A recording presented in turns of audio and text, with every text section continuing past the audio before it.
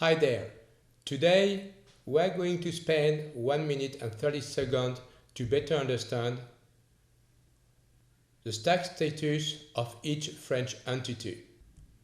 What are these involvements? The liaison of it, which means having a separate number only, means no tax jurisdiction in France.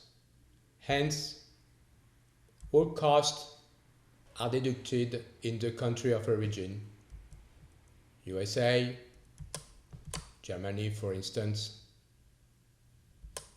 etc. If you have a subsidiary, it means always having a tax jurisdiction in France and hence is subject to both French corporation tax and French VAT. As for the branch, if you have a warehouse, premises, salespersons, thus your branch will have a tax jurisdiction in France. If your presence in France boils down to having an official address and or a bank account, hence your branch doesn't have any tax jurisdiction in France. But for the branch, what if your situation doesn't match the three aforementioned ones?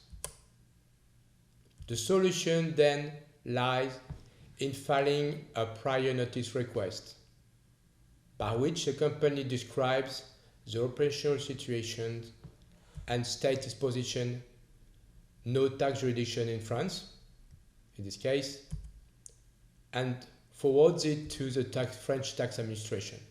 If the answer is yes, it protects the branch in case of change in opinion from the tax administration.